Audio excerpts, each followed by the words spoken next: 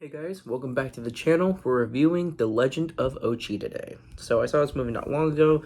It's A24, so I always have a certain expectation with A24, and I'm usually never disappointed with my expectations.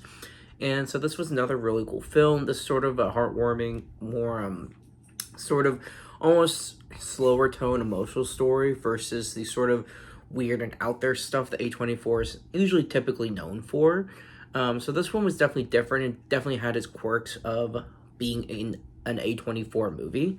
But I thought there was a lot of heart put into this movie. So we have technically around 3 to 4 named characters. And so we have Willem Dafoe plays Maxim. He's the father to Yuri, who is our main character.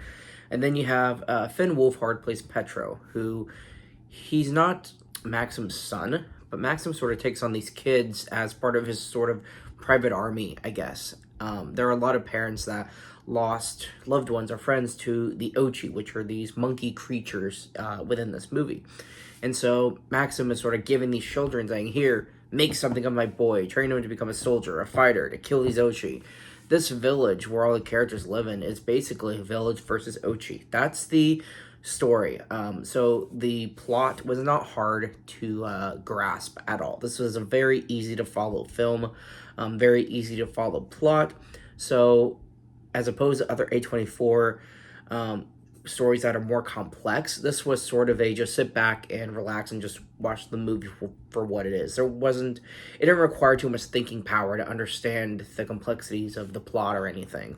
That just wasn't really a part of this. So it was kind of a breath of fresh air. A24 doesn't do things like that very often, where it's just some sort of very easy to absorb film. But this was one of those, and I thought it was really good. And so as Maxim takes his children out to fight the Ochi in the forest at night, there's an attack. One of them gets injured, some of them get a shot off. And basically that's the fight in the beginning, where Yuri doesn't really want to fight them. She's not a fighter, but she's thrown into this mix of fighter characters around her. And so as they fight the Ochi, they finish their fight, they go back home. The next day, Maxim is telling Yuri, hey, go check the traps, see if any Ochi that may have survived got caught in the traps so we can kill them. And so as she goes, she finds an infant caught in one of the traps, an infant Ochi. And so she decides that she's not going to kill this infant and ends up taking it back home where she's trying to nurse back to health because its leg got caught in a trap. And so Finn Wolfhard's character Petro ends up finding her with this creature. And, these people are known for killing the Ochi. That's really their sole purpose in life, pretty much. And he lets her go because he's kind of a friend to her. He doesn't treat her harshly like the others. And so she leaves with the infant, and Maxim finds out the next day that there was an Ochi there. So he's under the assumption that she's been kidnapped, and he grabs the kids. They all band together, and they set out to go find her, to go rescue her. When really she's just trying to take this infant and take it back home. And so here comes the adventure part of the movie, where she's just sort of traversing basically across the land in this film, trying to get the infant back home. That's really the second half of the plot. That's pretty much the rest of the movie. There are neat little story twists throughout, one being that she ends up being injured because the infant ends up biting her, even though she doesn't blame him because of chaos going on at this gas station, or convenience store, I suppose. And so this woman ends up finding Yuri, taking her back to her home, and through this is one of those sort of plot twists that throws in there, is this woman ends up being her mother. And we find out more of their backstory. We find out that she actually sort of respects these creatures. She studies them. So she and Maxim just didn't get along. And we find out what actually happened is Maxim cut off his wife's arm because she was bit by one of those things, by one of the Ochi. And so he cut her arm off so she would survive and not die. But she had had enough and left. So she sort of abandoned the family. And so Yuri and her mother sort of have this closeness, sort of couple of scenes, and ultimately she takes off to go after the creature again to find this infant to finish her job of taking him home. At this point, not long after she leaves, Maxim shows up, and there's sort of this confrontation, 'cause there's a lot of wounds left unhealed, so to speak. And so they have their confrontation. The same thing happens. Maxim and the kids, they go their own way, continuing looking for Yuri.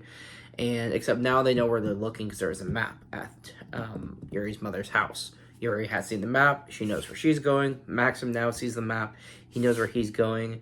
And this is sort of where we push into our third act, where all the characters are sort of converging on this one area, pretty much. And as Maxim's team catches up with her, she ends up going into this cave anyway, where Maxim goes in himself without the team. And he ends up, while chasing her, gets trapped. And they sort of have this head-to-head kind of conversation where now they're just addressing everything. And Maxim's sort of coming to his senses where he's saying, hey, maybe these creatures aren't so bad, because he sees this little infant trying to just be nice with him. And so he ends up being freed from what he's stuck under, but he can barely move, so he's not really going to be able to fight like he had planned on doing. So when Yuri, Maxim, this creature, and then Petro and the rest of them, and her mother, as they all converge in this one cave with all of the Ochi, we sort of have this climactic sort of standoff between the humans and the Ochi. Ultimately, we have our happy ending where they don't attack. The Ochi doesn't attack because Yuri ends up giving the baby back to its own kind. And it's just sort of this emotional final stand where their mother, Yuri's mother, finally helps them out, and their family's sort of starting to heal. The kids are probably no longer going to be hunting these things. And there's finally peace between the humans and the Ochi now. So I really did like the story. I thought it was neat. It was different from typical A24, but I thought it was really cool. It's a nice story. Like I said, it was just a sit back and relax kind of film.